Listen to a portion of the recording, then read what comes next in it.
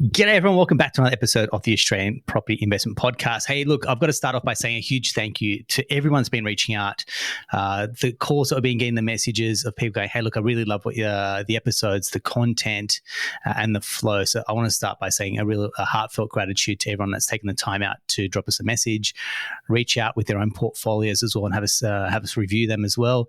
It means a lot. And I think one thing that I really want to say is we don't track the downloads. We're not trying to boost engagement here. That's not the game. There's no funnel to sell you here.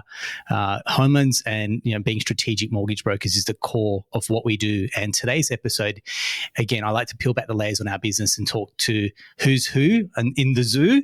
And today I'm joined by Kelsey Drake, who's my client services manager here at Atelier Wealth. Welcome on, Kelsey. Oh, thanks, Aaron.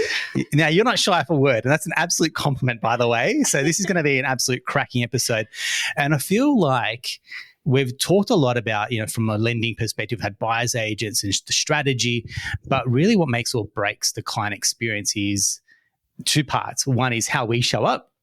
Yes. And how the bank shows up as well. And that's generally a lot that's out of our locus of control. Yeah. But for a client, and particularly if you're listening and going, hey, look, I've worked with a broker and things weren't that smooth, for example, I'm going to start by saying we're not perfect.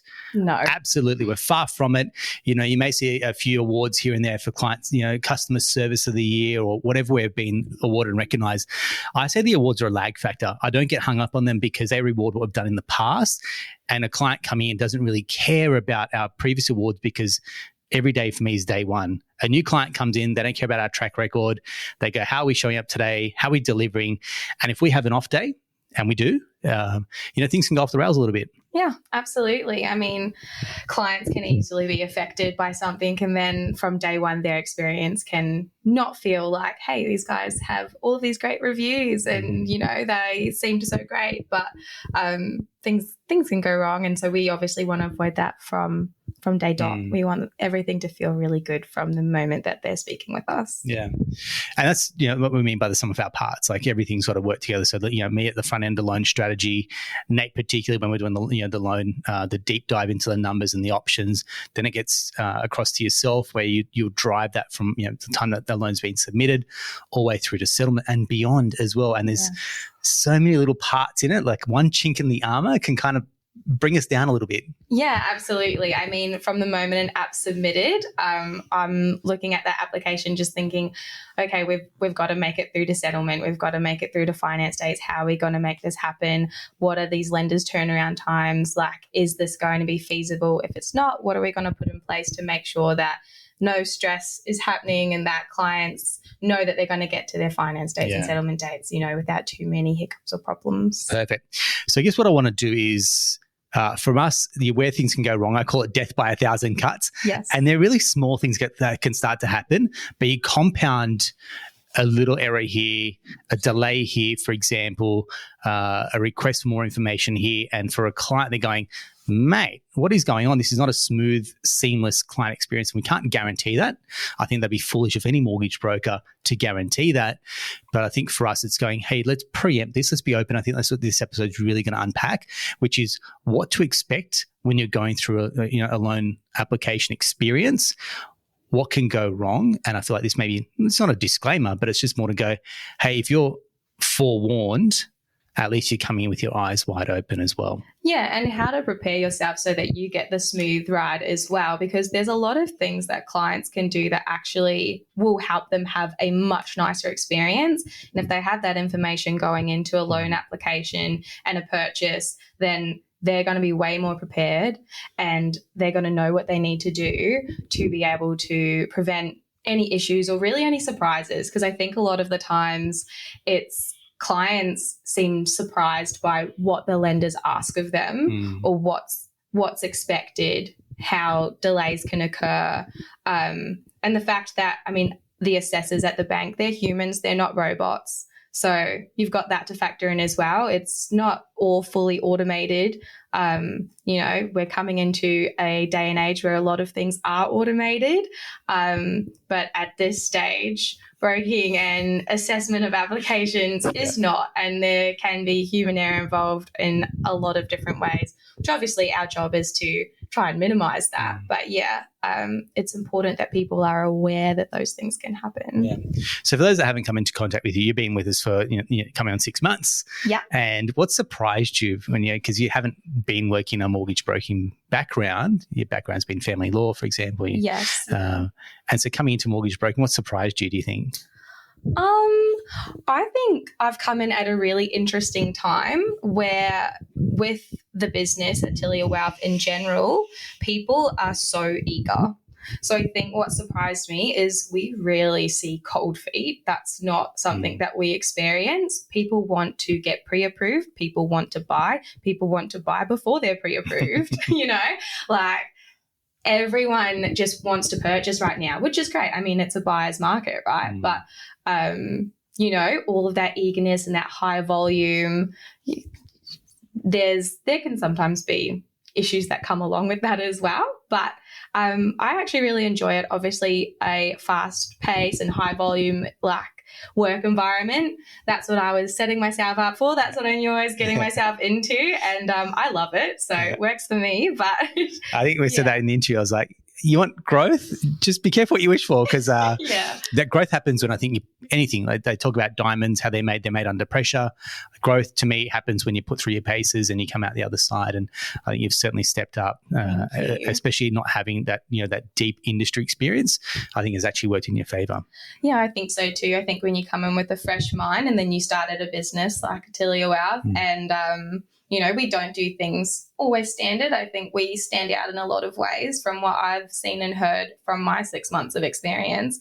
I feel like coming in with a fresh plate and fresh eyes, I can just start from how we work, no biases. And so we can run things and do things the Atelier Wealth way, which is just really good. Thanks, I appreciate it. So let's start at the beginning. So I think for the conversation to really flow so people understand, let's start at the beginning.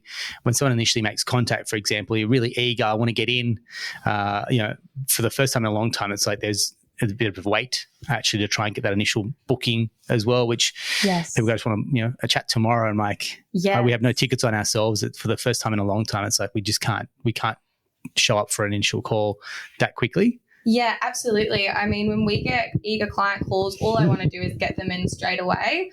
Right now, it's more like 2 weeks is the earliest we can fit in. If people are able to wait a little bit longer, that's great. But yeah, initial calls, as much as I'd love for you to be available just like that, people are calling and they want to speak with the brokers and their books, they just fill up. We know that your calls are throughout the whole day. I'm telling people, let's get you in at this slot and it's to the minute 35 to, and I'm like, I know it's a random time, but this is when he's available. So if you can make it work, and they make it work. But yeah.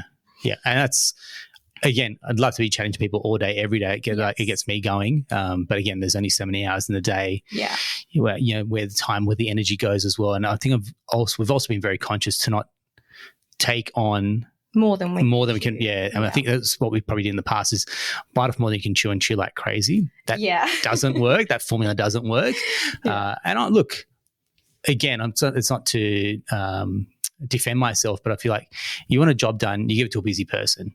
Yeah. And everyone on the team is well at capacity, but it just means that we've got to be on our game. 10 o'clock every day, team whip call. So when we're managing our entire workflow and our pipeline, it's going, hey, every day at 10 o'clock, check in every single deal we go through, for example. So again, that's that reassurance that if you're listening going, hey, mate, did things slip through the cracks? It really shouldn't.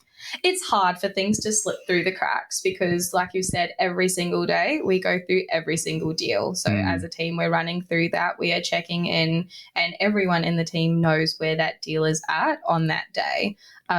There's no not knowing with the deal. We're very well aware of where each deal is at. Yeah.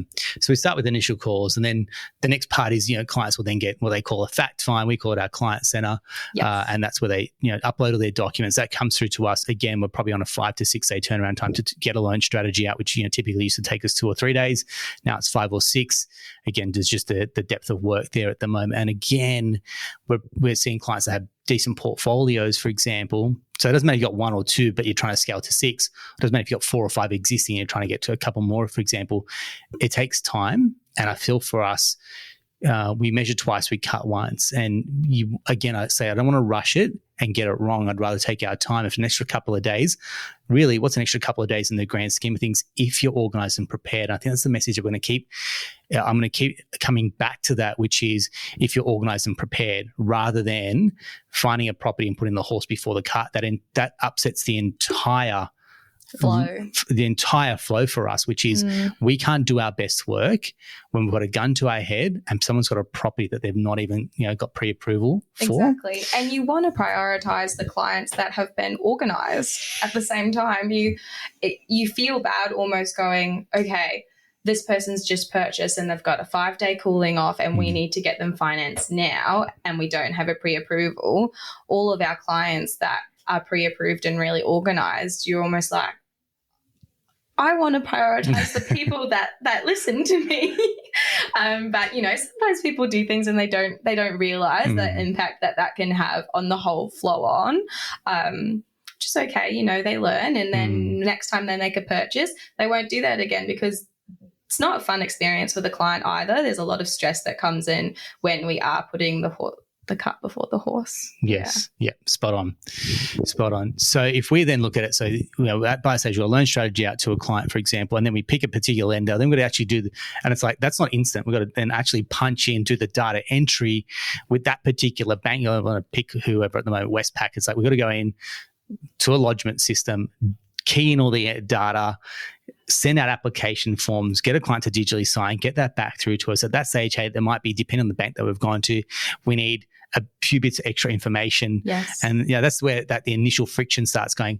But I provided all this information. I'm like, yeah, but that was 2 weeks ago. Your payslip's now out of date. 2 weeks later, exactly. We need updated payslips. And that's probably where we start to see that initial pushback going, but I've already provided this. Why are you asking for it again? Yeah.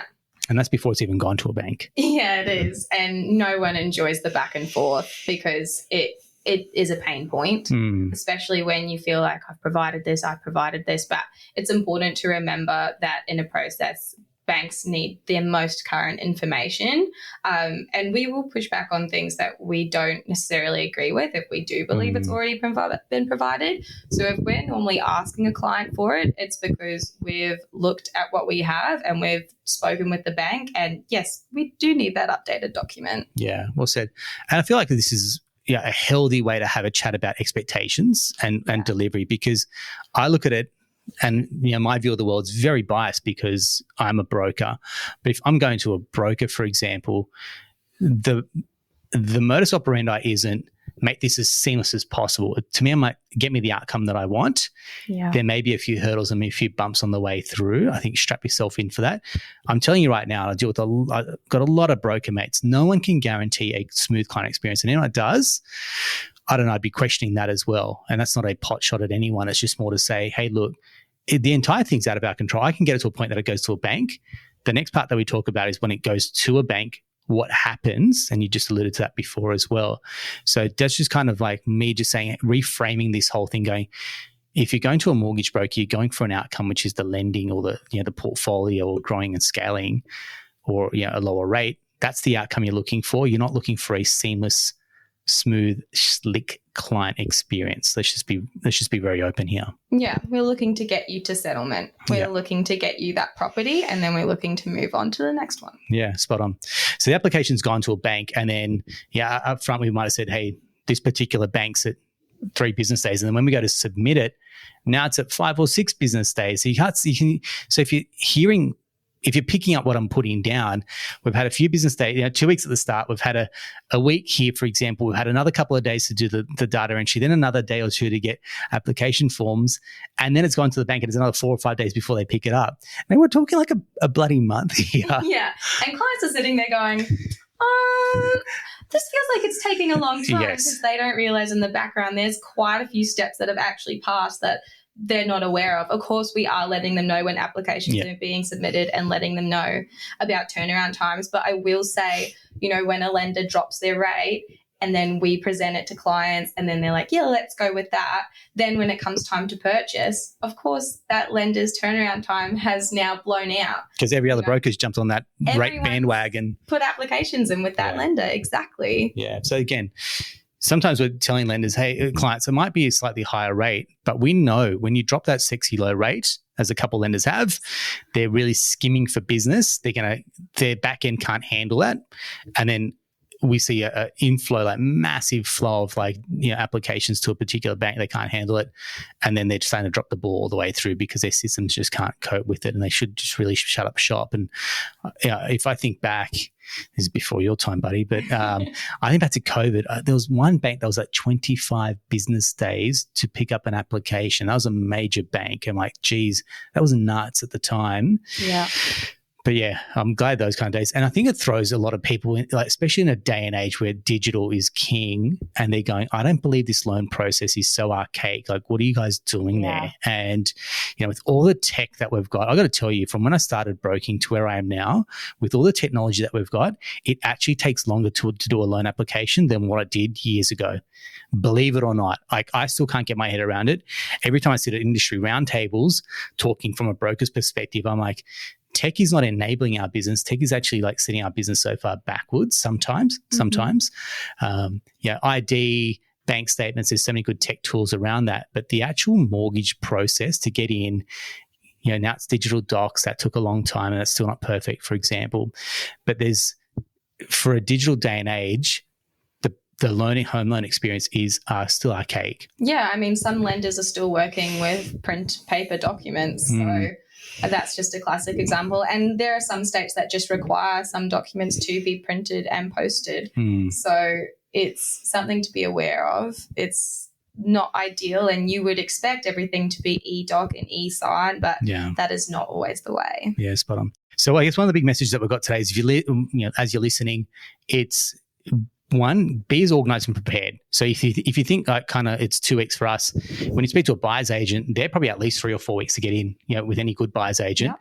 A good accountant, same thing, where they're taking time to get initial bookings. So you can start to see if you're building that team around you, you want to allow yourself time. And I think back, think to a time when it was closing at the end of the calendar year. So you get to November, December. It's I want to get this done this year. I'm I think that ship might be sailing. And you're telling people in August, if you want to buy this year, you've got to get organized now. So if you've got aspirations to buy in 2025, my advice is, what are you waiting for? What are you genuinely waiting for? That's not me angling for any business. If you've got great brokers, and I know people reach out to us and they tell me who their broker is, and I say, work with your broker because they're an absolute weapon. They're an industry colleague. We generally know who's who at the top of our game. And if I say you've got a great broker, stay there. I'm happy for you to work with your broker.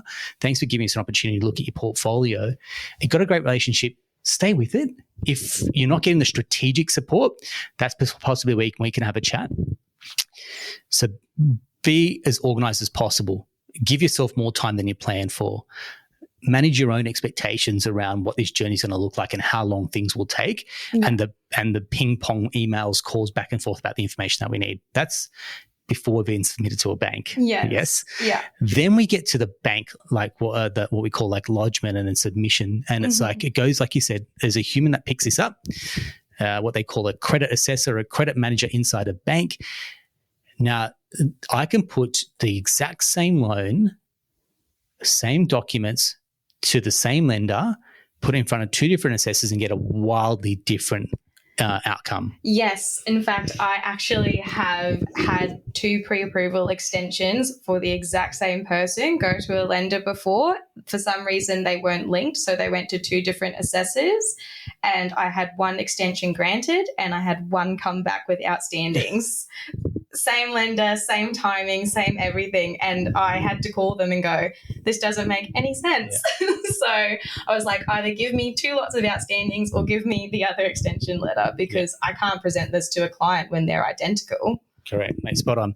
So what again, we try to break down the bank language as well. So what outstandings, what you're referring to there, Kelsey, is when a bank asks for more information, that's what they call industry-wide MIR, so more information required, or outstanding conditions, and that's generally where it becomes either a showstopper. And so as a client, you're thinking the bank's asking for more information, your monkey brain is defaulting to, they're going to say no.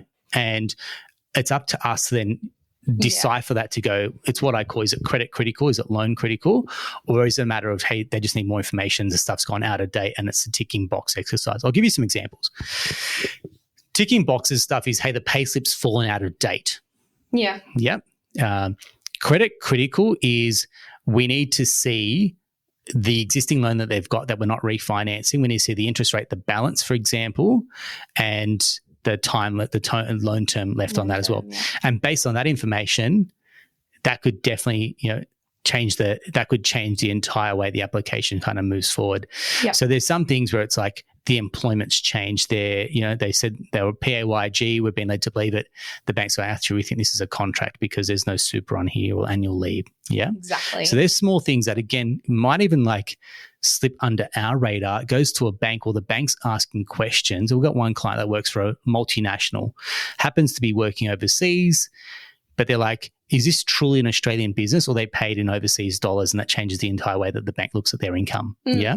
And then we're like, hey, mate, can we get a letter to confirm that you work for an Australian company? And they're like, the first thing is like, how am I going to get this letter from this behemoth multinational organization? Exactly. Like, yeah, correct. And it's like, then the assessor's only working off this very limited information. Some banks put time limits on their assessors on how long they actually get to look at a deal. Yes, that is so true. Some lenders only have a couple hours before they have to send it back, and then it goes to the back of the queue again. Some are able to hold it for a day, which is better. So if we do come back during the assessment period and say, hey, we need this document, if you are able to provide it as soon as possible, that is the most ideal outcome, because otherwise it's going to the back of that assessment queue again, which can delay restarts the next few business days again before it goes back into their queue.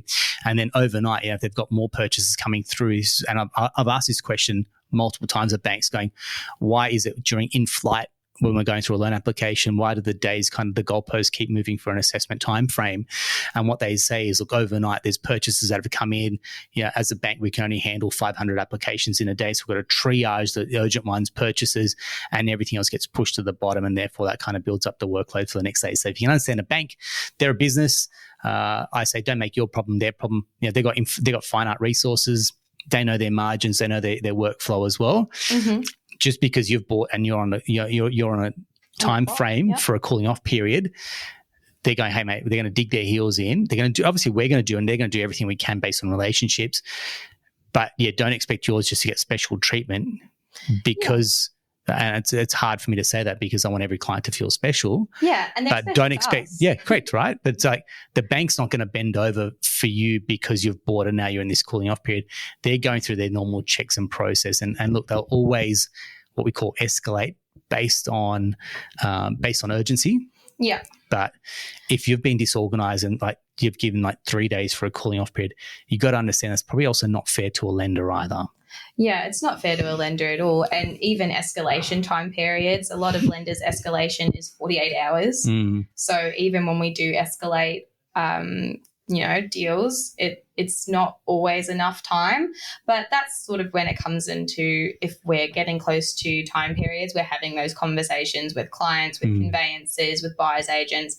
As long as everyone's up to date and aware of that, you can really just avoid a lot of issues, because being open and honest about that and saying, hey, sometimes we need an extension on finance. Yeah. Sometimes that's just a part of the parcel, especially when you're working with tight finance dates, like 5 business days in New South Wales is very common for a purchase. So that's like a classic example where if things aren't quite organised, or if the lender's turnaround times have blown out, if escalations aren't an option. We have a lender at the moment who's stopped all escalations at the moment because they're too busy. We think or evaluation might take 2 or 3 days to book in. Valuations, absolutely. Yeah. So you 2 out of 3 days, and the valuation report. So it might take 3 days for the valuer, if there's a tenant in there, and then the real estate for the stars to align to someone to get back. We've had this where the tenant was traveling, they couldn't get access. 3 days out of 5 days are sitting there waiting for this valuation report, and another day to get this valuation report completed and back in. That's 4 days, and we're just sweating on this valuation report to come in. And it's like, that should be easy. It should be slam dunk stuff. But now that's the thing that's kind of derailing the entire approval process. Absolutely. The great thing is that it's very rare that people decline a finance extension. Thank you for saying that. Thank you. How many declines? So you've been with us 6 months. I've been doing this for 10 years, I can literally count on one hand, and I'm like, one hand, less than 5, and we do hundreds of loan applications a year, right? So the decline rate for us is 0.0. I think they worked out like 0.01% or something silly like that as a statistic. It just doesn't happen. Vendors are actually very understanding of it, because you have to think about the process a vendor has to go through to find a buyer as well. Even when it's a buyer's market, when a vendor has someone lined up that they've signed the contract of sale, they've got some of the, holding deposit, everything's going to plan, settlement dates there. We're saying, hey, can we have 3 more days for finance? It's not a big deal. We're just ticking boxes and waiting on a bank. They will 100% receive finance. A lender's not going to turn around and go, no, let's do another open home. Let's can this contract of sale. It just doesn't happen. Yeah. And you have to remember as well, every single professional has skin in the game on that deal as well. So conveyancers are going to be saying, hey, just extend it a couple of days. The settlement's still going to go ahead. The date is still locked in. The purchase is still happening. Yeah. We just need to give them a couple extra days for their own peace of mind, because that's what that finance date is there for. Peace of mind for the client that they can pay for the property, right? Spot on. And again, this is not us beating our chest. None of this is. But when I tell a client, hey, look, trust our track record here. We've never lost a deposit. No. And we've never missed a settlement that we can't complete on. We might have been late for a settlement here or there, which is maybe the other side hasn't been ready, or there's been a slight delay because it's linked to another settlement. But we've never not been able to complete a settlement. And to me, I'm like, when I say that to people, I maybe should say it up front a bit more, but it's usually comes out at like the 11th hour when they're starting to get a bit worried. I'm like, look, trust the track record. This will not happen on our watch. And what you've also got to realize is when we have really strong relationships with banks, that has taken years to nurture and develop. So inside a bank, for example, we've got a relationship manager, then we've got a state manager, then we've got a national manager. And for us, given the, given the presence that we have in the industry, that's taken years to develop, where we've got on their radars. They tend to know us, we know them. And if we need to call in a favor to say, hey, look, can this go to the top of the queue? Hey, look, can we settle on scanned documents? And that's probably a big X factor that we've got when documents are coming in from overseas and they're scanned through to us, and we've got an express post tracking ID. And we're like, hey, look, documents in the mail, take my word for it. And they will do that. Yeah. That's not something that's available to every mortgage broker. No. Yeah, they do have to trust us. And I will say it's very rare that settlement dates require extensions. I don't think that that's happened very much at all. It won't happen on our watch. No. It just won't happen. I mean, we're trying to be ready to settle in advance. In advance. Yeah. Settlements are typically booked in a week beforehand. Sometimes they get booked in a little bit later, but generally that actually comes down to when the client signed their loan documents. Because as soon as they're formally approved and those loan documents are issued out, as long as they're returned straight away, that's the main thing that, causes a hold up on settlement being booked. Yeah. So if I kind of loop back to where we were in the process, so the loan's been submitted to a bank, there's outstanding conditions that have been back and forth. Yeah. We're vetting that before it goes back to a bank. Now, I'm going to say that's probably one part for us. Naturally, we're trying to be as good as we can. Stuff may be sitting buried in like an email chain of like 50 or 60 where a client goes, hey, man, I've emailed that to you. I'm like, yep, sorry, you have on the odd occasion, but it's like buried waist deep in like email comms. So for us, we'll own at that point, but we're checking everything that goes. We're asking a client like yourself to send in more information, whether it's an updated pay slip, updated bank statement, updated car lease, whatever it is that we're asking for. We're not just like tick and flick from a bank. We just copy and paste and go, we need this. We're actually vetting it in our team before we're asking someone for that information. If we've asked for it and you've provided, I'll put our hand up and say, we're sorry about that. Yeah. We're moving at pace. It's cool. Because I think in the back of, so if you're listening, in the back of your mind going, are these people incompetent at this point? Yeah. and look, it could be because, Kelsey's on a day off, or, someone else is busy and someone else has picked it up in the team. So there's no excuses, but it's like, hey, look, we always want to be better, but it's one of many things that we're looking at. And, that's where we're trying to keep the wheels turning and smooth out a client experience. So we're always checking things from a bank when they ask us before we go back and forth. And then the next part is you get to, that beautiful stage of, the loan approved. And I feel like that's when everyone just breathes this sigh of relief. And I often say to the team, I'm like, when a client says to us, oh, thank God that's over, I'm like, come on, like we should be a little bit, there should be more than that. It should be an awesome experience. It should be celebrated. Yeah. I get some banks, sometimes it can be a little bit arduous, but understand that you're not doing this too many times in your life. And this is where people talk about applying for a loan becoming a very stressful experience.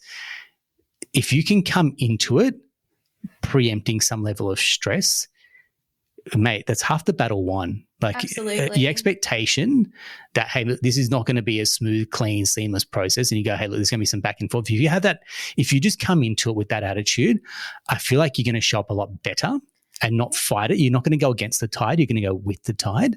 Yeah. That's really important for us to have clients that come on that journey with us to go, mate, trust us. We've done this before. You've either, as a return client, you've done this before as well with us. Mm-hmm. But getting to formal approval is like, that's just that's what we do. That's the expectation. That's nothing special. Yeah. That's what we should be doing. That's what we do every day. And I will say, if you want to get to formal approval as easily and smoothly as possible, one, you want to be pre-approved before you purchase. Oh, can we just stop there? Let's double down on this, because that's probably something, again, I think sometimes we're guilty of just giving clients this like overinflated confidence and go, mate, you're good for it, go. And we don't follow up at that point with loan strategies and go, hey, look, we should really be, I mean, that's obviously our shortcoming, which we really should be pushing people to get pre-approved. Pre-approved, yeah. But we don't follow up. Like, we give you a loan strategy. You're an adult. If you want this to move forward, you've got to get back in touch and keep the wheels turning. That's the onus I put on the client. Yeah. If you want to own this, you've got to pick it up, say, yeah, I want to move forward. And then at that point, because we're not here to sell a loan.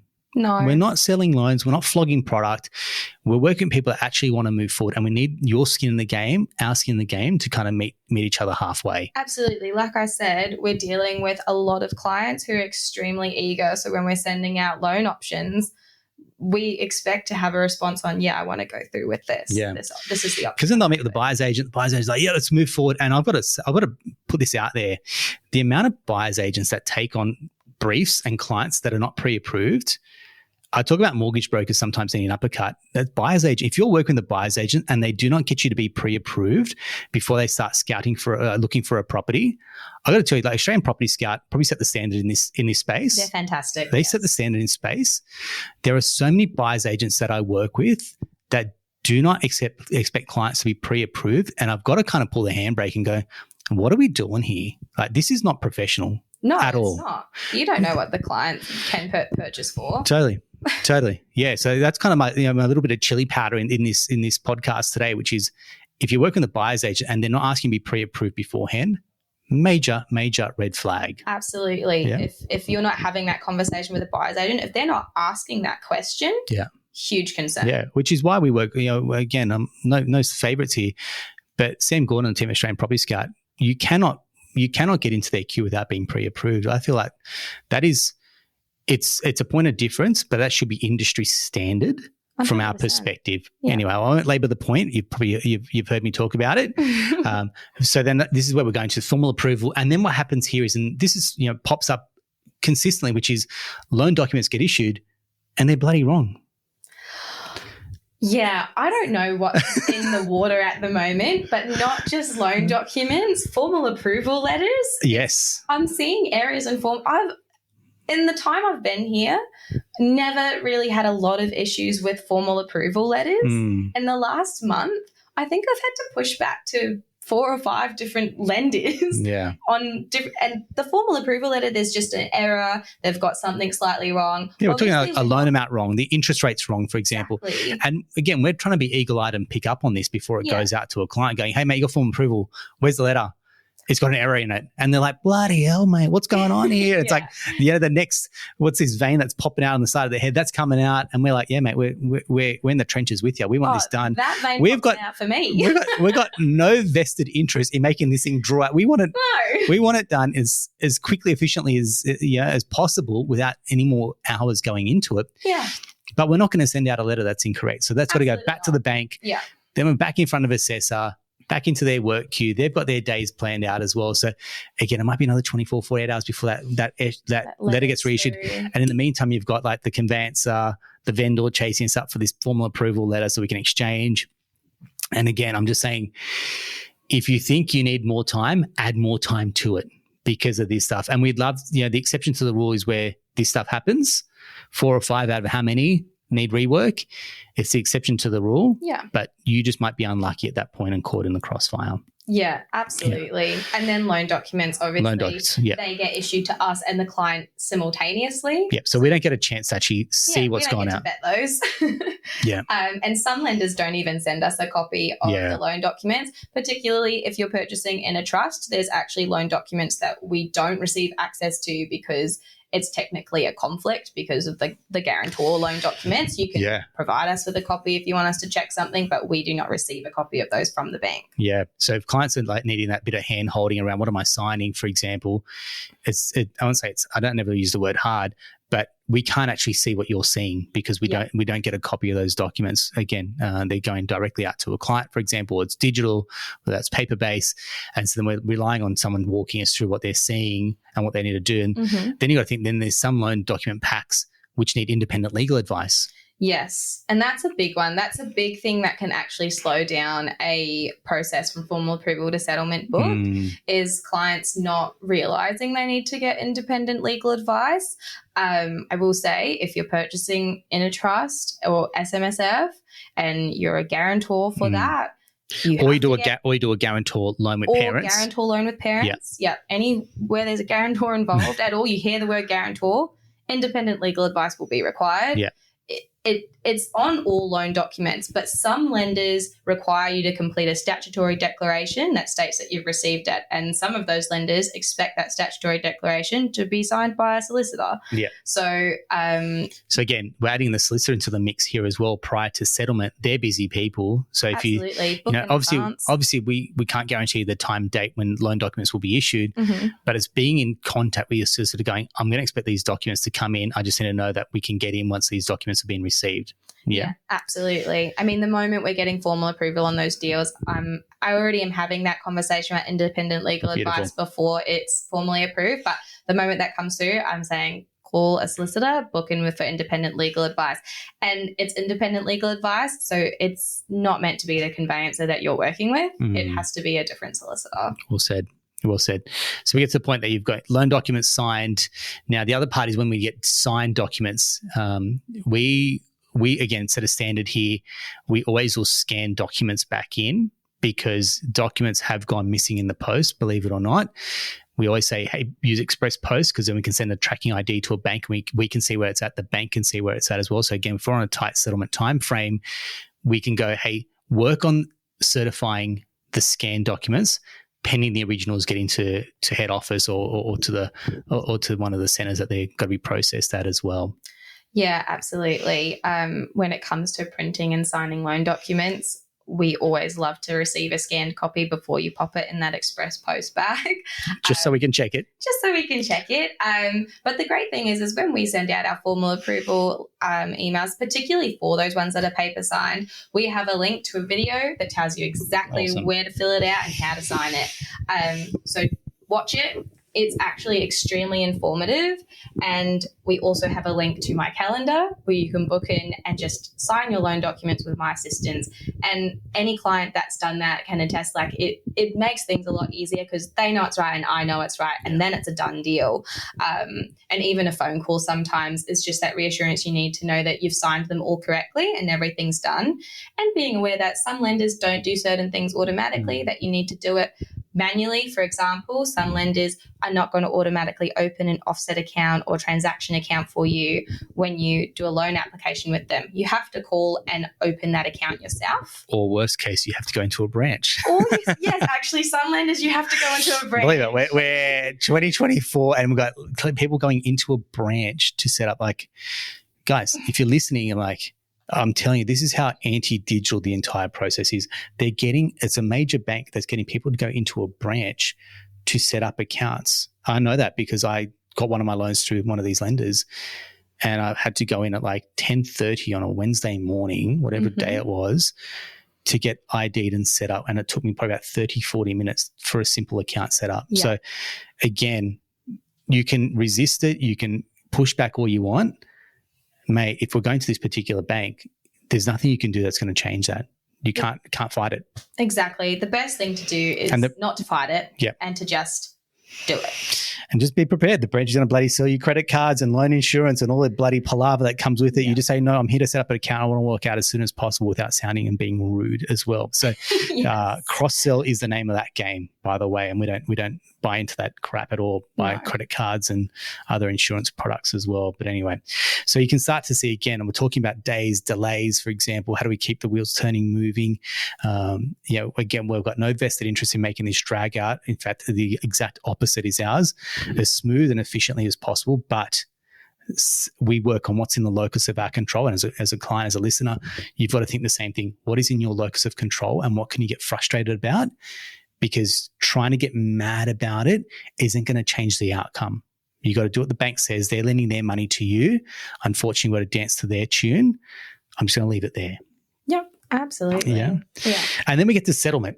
And this should, again, awesome achievement. We get a kick out of this. The amount of times when I call someone on a settlement day, they're like, mate, couldn't have done it without you. I'm like, no, we couldn't have done it without you either. So it's a great partnership at that point. Sometimes you'll hear from your solicitor before you hear from us because they're the ones that are closest to it on settlement day. Yes. So we're not the first to make that call.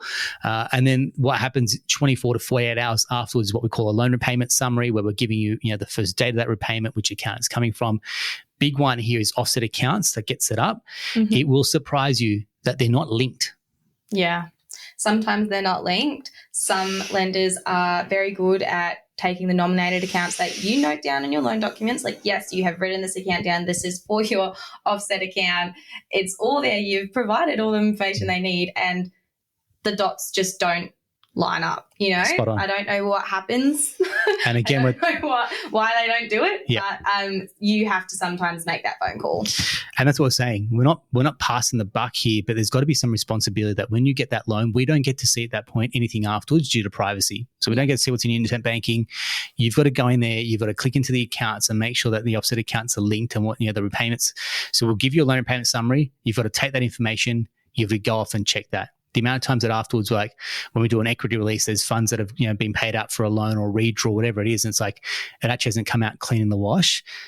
At that point, you got to tell us, and that's cool. Like, we're here to help. Post settlement wise, that's actually where we earn our stripes, which is, hey, we'll come in to help. The bank sometimes won't talk to us due to privacy. You can imagine giving brokers access to people's loans after a loan is settled. A few bad apples spoil it for the rest of us. But due to privacy, the banks just won't give us information. There's some banks that won't even tell us loan balances after the loan is settled. Yeah. Yeah. So that's how much the walls go up. As much as we're trying to be efficient after settlement, you got to understand, sometimes we're actually just constrained by privacy. So own it, double check it. I think there was some wild industry stat I heard ago, like 50% of people miss their first repayment. With us, that number is very, very low. I'd say that number is less than 10% because we're telling people when to expect that first repayment, the date. There's an SMS that goes out letting you know about that first repayment. We've told you which account it's coming out from, so you've got to make sure there's money in there. This is part of adulting. This is part of getting a loan. And if you want to grow and build a portfolio, this entire episode is getting you in the right space to become elite. Yeah. So let's break this down by what I mean by elite. If you're training for an elite sport, if you're becoming an elite professional, if you're doing anything that's elite level, you've got to be prepared to have some hardship. You've got to be prepared to have some skin in the game as well. And you can't just kind of like point fingers at everyone going, that's your job. You've got to have some real ownership in this as well. And it might sound, I don't know what the word is. It might not sound super, super client friendly, but that's the whole point of that. If I can tell people what to expect coming into this, that is actually the definition of being truly client friendly, going, hey, mate, this is your responsibility. This is ours. This is the banks, this is solicitors, this is the planners, this is the buyer's agents. Everyone's got their part to play. We can't do it all, but we are the sum of our parts as well. Absolutely. So just be prepared. Read the letters that you receive from the lenders, because they've actually got lots of useful information in them. Pre-approval letters in particular, they actually will tell you what is required for formal approval in that letter. We'll line it out in the email as well, but I always recommend having a good read of that letter. And when I call clients and say congratulations, I also say, make sure you read this letter, because then you're fully aware and you can kind of prepare in advance for when you purchase, because some things take a while. Like a credit card closure letter can take 5 business days. Well said. Accountant letters can take some time. Yep. Valuations, we book those in, but they can take some time. So just being aware of that. It's all outlined for you. So you can, take some ownership on yourself when you are in these positions and when you're going through each step of the process to just be prepared. And the more organized and prepared you are, the less stress you're going to have, the easier the whole process is going to be. And honestly, the more fun it'll be because we love it. You're going to enjoy our phone conversations and it's all just going to go well, and you're buying 10 properties. Mate, that's exactly it. When you do something that 1%, less than 1% of Australians can achieve, you're moving into uncharted territory. And that's why I say you're buying 4, 5, 6 investment properties. There's a reason why so few investors get to that chosen space. It's because you'll be willing to persevere and push through as well. So we can have all the beautiful loan strategies. We can have all the beautiful, buyer's agent property strategies set up as well. There's also certain tenacity and resilience that comes with being a property investor that you got to strap yourself in and go, hey, mate, the bank might be difficult to deal with. By you cutting your nose to spite your face going, that's it, I'm not going to go to that bank anymore. You're not the beneficiary of that type of decision making. And I've seen that with people where they just try to spite the bank by going, they don't want my business. I don't know, it sounds a bit harsh. They don't really care. They're making so much. No. We have some of the most profitable banks in the world on a population of 25 million. Just let that sink in. The banks are an absolute profit machine. They can have all the fancy ads that talk about how great they are from a customer perspective and how they enable that. I got to tell you, there's a reason why brokers exist. It's because banks are so imperfect at delivering a loan experience. The entire broking channel, which writes over 75% of all home loans across Australia, exists because that gap that banks are disorganized. It tells to brokers and tells to clients, we actually want them to be disorganized because that's the gap that we play in and that's the space that we operate in as well. So the second that the banks get there together, it means that there's a percentage of brokers that will actually perish because they don't offer the strategy, whereas the cream will lift to the top as well. And we have this goal here at Atelier Wealth, which is we want everyone to come on this journey with us. And I keep saying this, in 10 years' time, people will be asking us, how did we do it? And I'm telling you now, you got to come on the journey with us. If you're listening and you've been sitting on the sidelines, so many people have been reaching out to me going, I've been listening, I feel inspired, I feel motivated. Awesome. Reach out to us. If you've got properties and you want to do a portfolio review, just drop us a DM saying portfolio review. If you're starting out in your journey and want that roadmap session done, hit us up with roadmap. We'll book you in for a call. And like I said, just don't be prepared for things to turn around super quick, but get yourself organized and get yourself in the right headspace that we can start to get the wheels turning for you as well. I really hope that has been helpful. Kelsey, thank you very much. Anyone that's coming through the client journey will definitely hear from you. And Kelsey's an absolute ball of energy. And that's probably one thing that we loved about having Kelsey as part of the team going, it can be a little bit stiff and stale when we're dealing like loans and numbers all day, but we're trying to have some fun in the office too. And we're trying to make it fun for you coming on the journey with us. So it's not all like numbers and I don't know, but boring. It's going, hey mate, let's have a bit of fun with this as well and keep our eyes on the prize. So I hope that's been helpful. Hey, drop us a message if you loved it as well. Share this with a friend. If you've heard a friend that had a really bad loan experience, share this with them and go, hey, mate, I don't think you're alone. This is actually quite common that people have pretty terrible loan experiences as well, but we're trying to turn that around and flip that on its head. So again, let's say thank you very much for tuning in and we'll talk to you soon.